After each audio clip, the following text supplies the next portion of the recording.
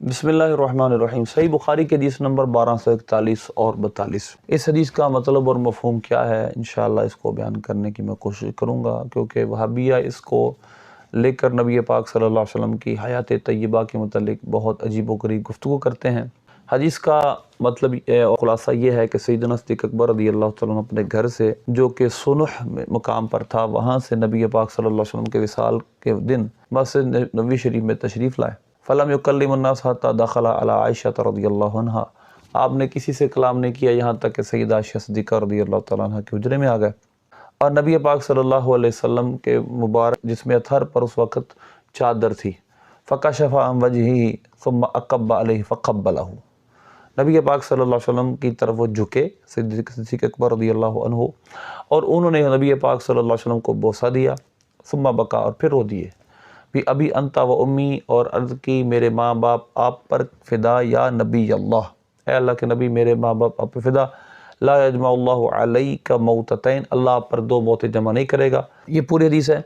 फिर इसमें आपका खुतबा है कि आप रज़ियल्लाहु तआला ने खुतबा दिया, मन काना मिनकुम याबुदु मुहम्मदन सल्लल्लाहु अलैहि वसल्लम फ़इन्ना मुहम्मदन क़द मात सल्लल्लाहु अलैहि वसल्लम, कि जो तुम में से मोहम्मद की इबादत करता था सल्लल्लाहु अलैहि वसल्लम, तो वो सरापा हमदो भी विसाल फरमा गए हैं। और जो अल्लाह की इबादत करता है तो हय्युल ला यमूत, अल्लाह हमेशा ज़िंदा है और उसको कभी मौत नहीं। उसके बाद आपने आयत पढ़ी, वमा मुहम्मदुन इल्ला रसूल क़द खलत मिन क़ब्लिही रसूल, मोहम्मद नहीं है मगर रसूल और आपकी से पहले भी रसूल गुजर चुके। यह हदीस सही बुखारी के हदीस नंबर 1241 और 42 है।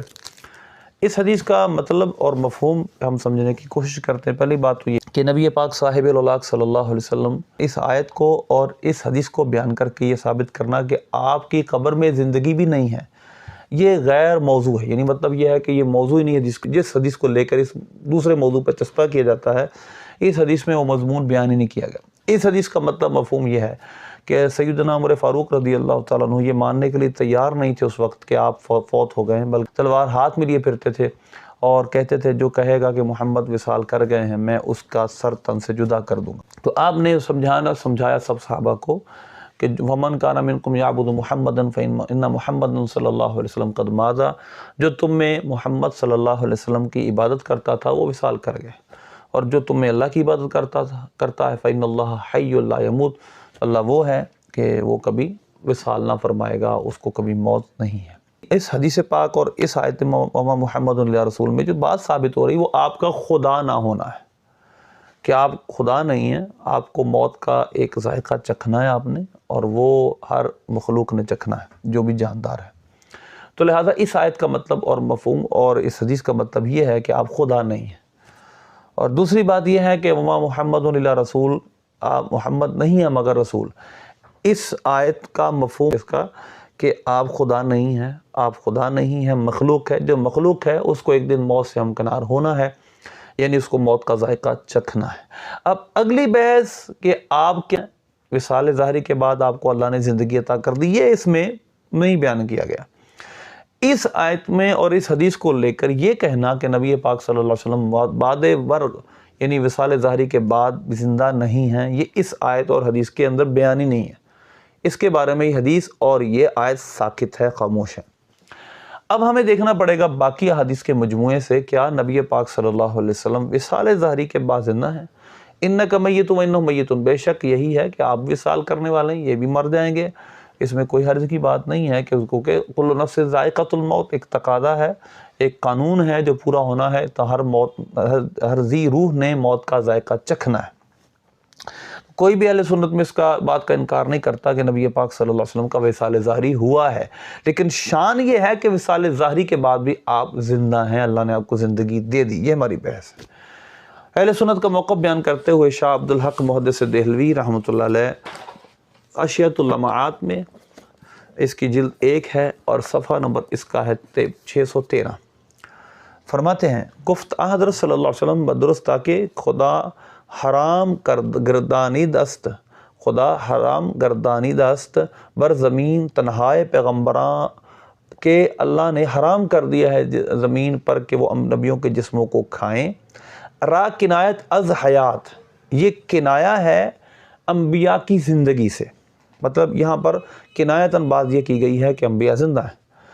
اور در فصل ثالث از حدیث ابو درداء رضی اللہ تعالیٰ بیاد و حیات انبیاء متفق علیہ است، اور فرماتے ہیں کہ یہ مضمون اسی مشکات کی جو فصل ثالث آئے گی اس باب کی، اس میں سیدنا ابو درداء رضی اللہ تعالیٰ عنہ کی روایت سے یہ ثابت بھی ہے۔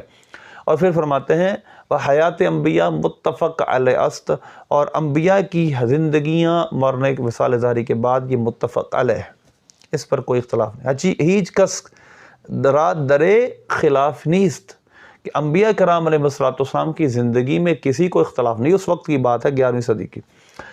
حیات جسمانی دنیاوی حقیقی، نہ حیات معنوی روحانی، کہ فرماتے ہیں اس سے مراد جسمانی زندگی ہے، دنیاوی حقیقی زندگی ہے، نہ کہ معنوی زندگی، جو بلکہ وہ انبیاء کی جس طرح انبیاء کرام، جس طرح شہداء کرام ہیں وہ زندہ ہیں، بلکہ ان سے مضبوط زندگی انبیاء کرام علیہ السلام کی ہے۔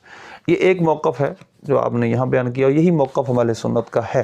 صاحب باری شریف اس کو بیان کیا آج بھی، اور اسی طرح آپ کی یہ دوسری کتاب ہے مدارج النبوہ۔ اس مدارج النبوہ میں بھی اسی مضمون کو، اس کی دوسری جلد اور صفحہ نمبر اس کا ہے 447۔ یہ جو مکتبہ نوریہ رضویہ ہے یہ اس سے چھپی ہے فارسی زبان میں۔ اس پہ فصل باندھتے بدا کہ حیات انبیاء صلوات اللہ تعالیٰ علیہ مجمعین متفق علیہ است، میاں علماء ملت ہیچ کسے رائے خلاف نیست کہ انبیاء کرام علیہ السلام زندہ ہیں، اس میں کسی بھی عالم کا اختلاف نہیں، اس ملت میں سے۔ آپ ذرا دیکھیں 11ویں صدی کی بات کر رہے ہیں وہ، کہ اس دین، ہماری دین اسلام میں کسی کا اس بات پہ اختلاف نہیں۔ ہاں کامل تر قوت تر از وجود حیات شہداء، وہ شہداء کی زندگیوں سے بھی قوی تر زندگیاں رکھتے ہیں۔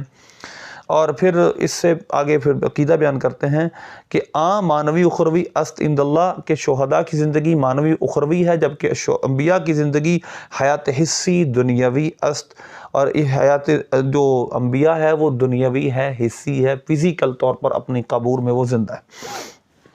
اب یہ کچھ مضمون ہے جس کی آگے دلائل بھی انہوں نے بیان کیے ہیں، تو مدارج النبوہ کے اندر بھی یہی بیان ہوا جو میں نے آپ کے سامنے بیان کیا ہے۔ اب انبیاء کرام علیہ السلام کی جو زندگی ہے اس کے حوالے سے دلائل ہمارے پاس کیا ہیں یہ میں آپ کو بتاؤں گا۔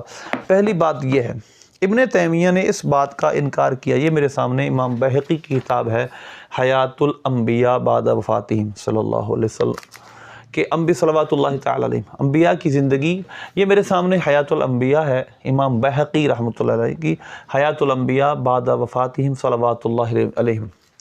اس میں انہوں نے دلائل بیان کیے ہیں جس میں انبیاء کرام علیہ السلام کی حیات کو بیان کیا گیا ہے، اور اس کے دلائل کو میں آپ کے سامنے اب بیان کروں گا، اور اس کے ساتھ ساتھ جو البانی نے یہاں پر باتیں کی، اسی طرح یہی روایت یہ میرے سامنے مسند ابی یعلا ہے، اور اس کتاب میں بھی اس حدیث کو درج کیا گیا، نمبر ہے 3425۔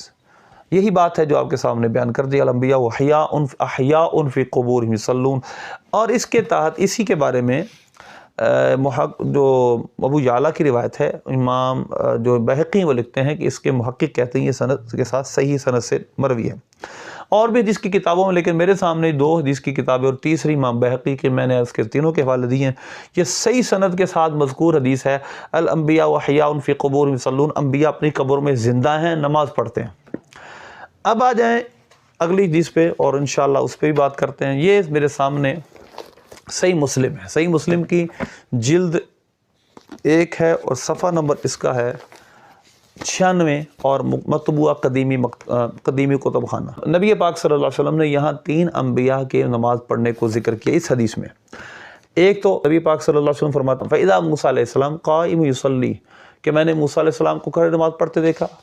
پھر ایک فرمایا عیسیٰ ابن مریم علیہ السلام قائم یصلی، کہ میں نے عیسیٰ ابن مریم کو نماز پڑھتے دیکھا۔ وَإِذَا ابراہیم علیہ السلام قائم یصلی، اور میں نے ابراہیم علیہ السلام کو کھڑے نماز پڑھتے دیکھا۔ یہ حدیث صحیح مسلم میں ہے، اور یہی حدیث صحیح مسلم کی دوسری جلد کا صفحہ نمبر 268 ہے، اور یہی روایت ہے۔ اور اس کا تھوڑا سا فرق کا لفظ یہ ہے کہ میں نے حضرت موسیٰ علیہ السلام کو کثیف احمر کے پاس، سرخ ٹیلے کے پاس، وہو قائم یصلی فی قبرہ، اپنی قبر میں کھڑے نماز پڑھتے دیکھا۔ تو اس کی تائید، یعنی جو مسند ابی یعلا میں، جو مسند دیلمی میں، جو حیات الانبیاء میں، اور اسی طرح مجموع الزوائد وغیرہ میں بھی یہ حدیث ہے، اسی کی تائید صحیح مسلم کے حدیث سے ہوتی ہے کہ نبی کرام علیہ السلام اپنی قبروں میں نماز پڑھتے ہیں۔ تیسری دلیل جو میں آپ کے سامنے دوں گا وہ ہے صحیح ابو داؤد شریف کی روایت، اور اس روایت کا نمبر ہے 1047۔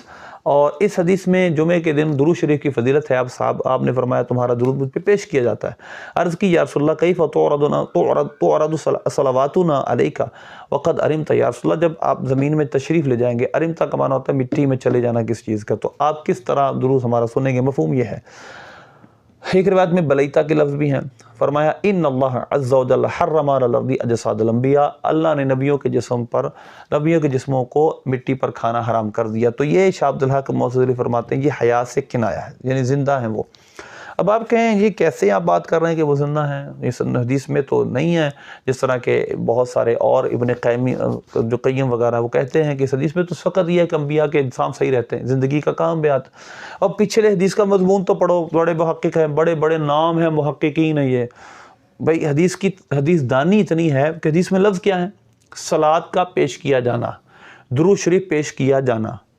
اب اکیلا جسم پر درود شریف پیش کیا جائے گا، اگر اس سے حیا ثابت نہیں ہوتی تو پھر انبیاء کرام علیہ السلام، نبی پاک صلی اللہ علیہ وسلم پر جو درود شریف پیش کیا جائے گا، حضور اس کا سیاق کیا ہے؟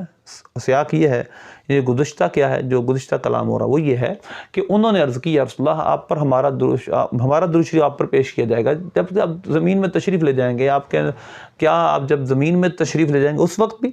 تو آپ نے کیا فرمایا؟ زمین پر اللہ نے جسموں پر، انبیاء کے جسموں کو کھانا حرام کر دیا۔ تو اس کا مضمون یہ بتا رہا ہے کہ صلاۃ تمہاری مجھ پہ پیش اس وقت بھی کی جائے گی، ظاہر ہے شعور ہے، زندگی ہے تو پیش کی جا رہی ہے۔ اس وجہ سے اس حدیث سے بھی حیات انبیاء کا پتہ چلتا ہے۔ اسی طرح اور بھی بہت ساری روایات ہیں، میں ایک اپنی پچھلی ویڈیو میں امام مسلم یسلم علیہ اس پر بیعت کر چکا ہوں، تو لہذا مضمون لمبا ہو جائے گا۔ لیکن میں آپ کے سامنے اسی کتاب کے حیات الانبیاء، جو اس کا جو حاشیہ لکھا ہے وہ سارے کا سارا ایسے شخص نے لکھا جو سلفی مذہب سے تعلق رکھتا تھا۔ اس کا صفحہ نمبر 73 پر جو البانی نے لکھا ہے الایمان بما جاء فی الحدیث دون زیادۃ علیہ بالاقصیۃ والآراء كما يفعل اهل البدع الذين وصل الامر ببعضهم الى ادعاء ان حياته صلى الله عليه وسلم في قبره حياه حقيقه ياكل ويشرب ويجامع نساءه انما هي حياه برزخيه لا يعلم حقيقته الا الله سبحانه وتعالى۔ اب انبیاء احیاء فی قبور یصلون، اس حدیث کے تبصرہ اس نے لکھا ہے کہ انبیاء کی زندگی برزخی ہے، وہ اس کی حقیقت اللہ ہی جانتا ہے۔ اور یہ جو بدعتی لوگ، یعنی ہماری طرف اشارہ ہے، قیاس کرتے اور کرتے کہتے ہیں جی ان کی زندگی قبر میں حیات حقیقی ہے، اور وہ بالکل کھاتے بھی ہیں، پیتے بھی ہیں، جمع بھی کرتے اپنی عورتوں سے۔ اب یہ بات اس نے کہی ہے کہ اپنی رائے سے کی جا رہی ہے۔ تو اب میرا سوال یہ ہے، ابن تیمیہ نے یہ جو شیخ البانی نے یہ جو بات کی ہے انما ہی حیات برزخیۃ، یہ اس نے کس حدیث سے ثابت کی ہے؟ یہ جتنے وہابیاں ہیں، جتنا یہ کلام کرتے ہیں حدیثوں پر، کہتے ہیں یہ بدعتی لوگ، یہ کہتے ہیں بدعتی، وہ اگر اپنی آراء سے بات کر رہے ہیں کہ دنیا جو زندگی قبر کی ہے وہ حقیقی ہے، حالانکہ وہ حدیثوں سے ثابت کر رہے ہیں۔ الانبیاء احیاء فی قبور یصلون، وہ اپنے قبروں میں نماز پڑھتے ہیں۔ موسیٰ علیہ السلام کو حضور نے فرمایا میں نے کھڑے نماز پڑھتے دیکھا۔ اب قائم یصلی کا مطلب آپ کیا لیتے ہیں؟ ہم تو حدیث سے صراحتاً لفظ سے استدلال کر رہے ہیں، وہ کھڑے نماز پڑھ رہے تھے، ان کی روح نہیں، وہ کھڑے نماز پڑھ رہے تھے۔ عیسیٰ علیہ السلام تو ابھی فوت ہی نہیں ہوئے۔ فَإِذَنْ عیسیٰ یصلی، میں نے عیسیٰ علیہ السلام کو دیکھا وہ کھڑے نماز پڑھ رہے تھے۔ آپ بتائیں کہ عیسیٰ علیہ السلام تو ابھی موت سے ہمکنار ہی نہیں ہوئے، تو ان کے بارے میں آپ کیا کہیں گے؟ تو یقیناً اس سے مراد انبیاء کا حصی طور پر کھڑا ہونا ہے۔ اب انبیاء کرام علیہ السلام کا ابری قبروں میں نماز پڑھنا، یہ تو صراحتاً اس حدیث بتا رہی ہے کہ اس سے حقیقی برزخی زندگی مراد نہیں، حقیقی زندگی مراد ہے۔ اور ابن جو البانی ہے یہ کہہ رہا ہے برزخی زندگی ہے، اور ان کے تمام جو بڑے بڑے ہیں ابن قیم وغیرہ وہ کہہ رہے ہیں اس سے مراد برزخی زندگی ہے۔ اور یہ جو بدعتی لوگ، ہماری طرف اشارہ ہے، یہ جو بدعتی لوگ کہتے ہیں کہ اس سے مراد حقیقی زندگی ہے، اس پر کوئی دلیل نہیں۔ تو آپ کی برزخی زندگی پر کیا دلیل ہے؟ آپ یہ کہہ رہے ہیں برزخی زندگی ہے، تو اس برزخی زندگی کہنے میں کیا دلیل ہے؟ اور ساتھ یہ بھی کہتے ہیں اس کی حقیقت اللہ جانتا ہے، تو پھر آپ برزخی زندگی کو کہہ رہے ہیں۔ لہذا برزخی زندگی کہنا، غیر حقیقی زندگی کہنا، یہ بھی اپنی آراء سے ہے، اور حدیث اس کی معید نہیں ہے، حدیث میں اس کی کوئی تائید نہیں، بلکہ حدیث اس موقف کی تائید کرتی ہے کہ انبیاء اپنی قبروں میں حقیقی زندگی کے ساتھ، حصی زندگی کے ساتھ زندہ ہیں، وہ کھڑے نماز پڑھتے ہیں۔ اسی طرح ایک اور مقام پر جو انہی کے ایک بڑے، اسی حیات الانبیاء کے اندر ہی علامہ جو امام بہقی رحمۃ اللہ علیہ ہیں، اسی طرح کی ایک بات ان کے ایک اور محقق نے بھی کہی ہے، اور وہ بھی فقط اپنی رائے ہے، وہاں پر بھی کچھ نہیں ہے، صرف اپنی رائے کو انہوں نے حدیث میں اتنا دخل دیا کہ اپنا عقیدہ کھڑا کر لیا۔ ہمیں کہتے ہیں اپنی رائے سے آپ عقیدے بناتے ہیں، اور خود ان کی یہ ساری تشریحات جو انہوں نے حواشیوں میں کی ہیں، یہ کہاں سے ثابت ہیں؟ مثلا اس کا صفحہ نمبر 86 ہے حیات الانبیاء کا، اس میں کیا لکھا ہے؟ اس میں کیا انشقت الارض قبل قیامت، یہی بات ثابت کرنے کی کوشش کی ہے کہ انبیاء کی زندگی برزخی ہے، انبیاء کی زندگی حیات جو زندگی ہے وہ حقیقی نہیں ہے، یہ ثابت کرنے کی کوشش کی ہے صرف ایک عقلی دلیل سے۔ جب آپ عقلی دلیل استعمال کریں تو وہ صحیح، اور ہم اگر کوئی عقلی دلیل کا استعمال کریں تو وہ غلط۔ اب اس پر ایک اور بات، امام بہقی خود کیا فرماتے ہیں؟ فی کل ذالک دلالۃ علی حیاتہم، یہ تمام چیزیں صفحہ نمبر 85 پہ لکھتے ہیں، یہ تمام جو دلائل پیچھے ذکر کی ہیں، جو حدیثیں بیان کی ہیں، یہ تمام دلالت کرتی ہیں انبیاء کی زندگی پر، کوئی تفصیل نہیں کہ اس سے مراد کون سی زندگی ہے۔ تو لہذا یہ جو عقیدہ ہے حیات انبیاء کا، ہمارے نزدیک وہ حقیقی دنیاوی زندگی کی طرح زندہ ہیں اپنی قبور میں، اور باقی رہی یہ بات کہ وہ برزخی زندگی رکھتے ہیں، حدیثوں میں قائم یصلی فی قبرہ، اپنی قبروں میں نماز پڑھتے تھے موسیٰ علیہ السلام، عیسیٰ علیہ السلام ابھی موت سے ہمکنار ہی نہیں ہوئے تو وہ بھی کھڑے نماز پڑھ رہے تھے، قبر کا ذکر نہیں ان کا۔ اور آخر میں بھی جو بات یہ ہے، کیا انبیاء کو کہنا کہ مر گئے تھے یہ جملہ ٹھیک ہے؟ تو ہمارے نزدیک ان جملوں کا استعمال عرف پہ موقوف ہے۔ مثلا ہم یہ کہیں اگر کہ مرزا محمد علی کا باپ مر گیا، ہلاک ہو گیا، اس کو غصہ چڑھے گا۔ ہم کسی اس شخص کو کہیں جو حیات انبیاء کا قائل نہیں اور کہے کہ وہ کہنا کہ نبی مر گئے تھے، ہم کہتے اس کا باپ مر گیا، اس کا باپ ہلاک ہو گیا، یقیناً کہے گا مجھے غصہ، وہ غصہ کرے گا، میرے باپ کی توہین کر رہے ہو۔ جب عرف میں آپ یہ سمجھتے ہیں کہ آپ کے قریبی کے متعلق وہ مر گیا، وہ ہلاک ہو گیا، تو آپ کو غصہ آتا ہے۔ مرزا کہا جائے کہ مرزا محمد علی کا باپ ہلاک ہو گیا، ماں ہلاک ہو گئی، بڑا غصہ آئے گا، میری باپ کی توہین کر رہے ہیں، یا شائستہ لوگ نہیں ہیں، سیولائز لوگ نہیں ہیں۔ تو اب ہم دیکھتے ہیں کہ قرآن میں ایک لفظ اس حضرت یوسف علیہ السلام کے متعلق سورہ مومن میں اور آیت نمبر 34 میں اللہ نے فرمایا وَلَقَدْ جَاءَكُمْ يُوسُفُ مِنْ قَبْلُ بِالْبَيِّنَاتِ فَمَا زِلْتُمْ فِي شَكٍّ مِّمَّا جَاءَكُمْ بِهِ حَتَّى إِذَا هَلَكَ قُلْتُمْ لَن يَبْعَثَ اللَّهُ مِن بَعْدِهِ رَسُولًا، یہاں تک کہ جب انہوں نے انتقال فرمایا، یعنی حضرت یوسف علیہ السلام نے، اب حالہ ماضی کا صیغہ مذکر غائب ہے، اب یہ سوال پیدا ہوتا ہے کہ انبیاء کو اپنے باپوں کے متعلق ہلاک کا لفظ بولنا کہ توہین سمجھتے ہیں، تو اللہ نے قرآن پاک میں حضرت یوسف علیہ السلام کے متعلق فرمایا تھا اذا ہلاکا، تو کیا ہم کہہ سکتے ہیں انبیاء ہلاک ہو گئے؟ معاذ اللہ۔ ایک بات تو یہ ہے کہ اللہ نے جو جملے استعمال کیے وہ مخلوق استعمال نہیں کر سکتی، وہ خالق ہے، وہ جس کے متعلق جو چاہے استعمال کرے، کیونکہ وہ خالق ہے، اس کے متعلق کوئی شریعت نہیں، وہ کسی کا پابند نہیں۔ ہم پابند ہیں، ہم شریعت کے پابند ہیں، ہمیں تعذروا توقروا کا ہمیں حکم دیا گیا، ان کی تعظیم کرو، توقیر کرو، ایک بات۔ دوسری بات یہ ہے کہ یہ عرف ہمارا بنا ہے، یہ قرآن کا عرف نہیں ہے۔ 1400 سال پہلے عربی تھی، اب ہماری عربی کو اردو زبان میں عربی کے لفظ آئے، کچھ لفظ ہم نے اچھے سمجھے، اچھے لیے بولتے ہیں، کچھ ہم نے برے سمجھے، ہم نے اپنا استعمال اچھا نہیں سمجھا ان کا۔ عربی زبان میں ہلاکہ کا معنی اس وقت فوت ہونے کے معنی میں تھا، لیکن اب ہر عربی زبان میں بھی ہلاکہ کا معنی اچھا نہیں سمجھا جاتا، کیونکہ عرف تبدیل ہو چکا ہے۔ لہذا ہمارے دور کے اردو میں ہلاک کا لفظ برے معنی کے لیے استعمال کیا جاتا ہے، کیونکہ ہماری اردو عربی نہیں ہے، ہم نے کچھ عربی سے لفظ مستعار لیے ہیں، چنے گئے ہیں اور اپنے استعمال کے لیے چنے ہیں، تو لہذا ہلاک کا لفظ یا موقر کا لفظ ہم برے معنی میں استعمال کرتے ہیں، جبکہ عرب کے اندر ان کے کچھ اور معنی بھی تھے۔ تو لہذا قرآن کو اسی کانٹیکسٹ میں سمجھنا پڑے گا جب 1400 سال پہلے قرآن نازل ہوا تھا۔ تو لہذا ہلاکہ کا معنی اس وقت بالکل درست تھا، اس وقت انبیاء کرام علیہ السلام اور کسی کو بھی یہ کہنا وہ ہلاک ہو گیا تو یہ اس وقت گستاخی نہیں تھا۔ لیکن ہلاکہ کا استعمال جب ہم نے اردو زبان بنائی، لشکری زبان بنائی، اس زبان میں ہم نے بہت سارے لفظ عربی سے لیے، کیونکہ ہم نے ان کا اپنے عرف کے مطابق استعمال شروع کر دیا۔ تو اب ہم اپنے عرف کے اعتبار سے دیکھیں گے، ہم جس لفظ کو اپنے والدین کے لیے، اپنے بہن بھائیوں کے لیے استعمال کرنا اچھا نہیں سمجھتے، وہ انبیاء کے لیے کیسے استعمال کر سکتے ہیں؟ یہ ہے سب سے بڑا پوائنٹ، اور یہ ہے ان سب لوگوں کی بے عقلی کہ انبیاء کرام علیہ السلام کے متعلق وہ لفظ جو اللہ نے قرآن میں استعمال کیا، وہ تو خالق کائنات ہے، جس کو جو چاہے کہے، وہ سب اس کی مخلوق ہیں۔ ہم کون ہوتے ہیں انبیاء کرام علیہ السلام کے متعلق وہ لفظ استعمال کرنے والے جو اللہ استعمال کرے؟ آپ کا والد آپ کو برا بلا کہے اور آپ کے لیے وہ سخت جملے استعمال کرے، تو کیا آپ کا بیٹا اور آپ کا شاگرد استعمال کر رہے اس کو لوگ گستاخی نہیں کہیں گے؟ کہیں بالکل کہیں گے. اور اگر وہ اس دلیل کریں کہ یہ اپنے اس کا والد بھی اس کو کہتا ہے, اس کا والد بھی اس کو ڈانٹتا ہے, تو میں بھی یہ لفظ بول رہا ہوں, پھر کیا ہو رہا؟ تو یقین لوگ کہیں گے اس کا والد ہے, اس کا بڑا بھائی ہے, اس کا استاد ہے, وہ کہہ سکتا ہے.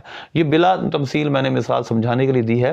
اللہ اپنی مخلوق کے متعلق جو چاہے کہے, جس ہستی کے متعلق جو چاہے کہ سب اس کی مخلوق ہے, اس کے بندے ہیں. ہم استعمال نہیں کر سکتے. ہمیں حکم ہے کہ ہم انبیاء کرام علیہ الصلوۃ والسلام اور بالخصوص نبی پاک صلی اللہ علیہ وسلم کی تعظیم و توقیر کریں. لہذا انبیاء زندہ بھی ہیں, اور ان کے لیے لفظ بولنا جس طرح ہمارے عرف میں اب بے دھڑک لفظ بول رہے جا رہے ہیں, یہ نہیں, بلکہ یہ وفات پا گئے, وصال فرما گئے, انتقال کر گئے, اس طرح کی با عزت لفظ بولنے چاہیے. اللہ سے دعا اللہ عمل کی توفیق بخشے.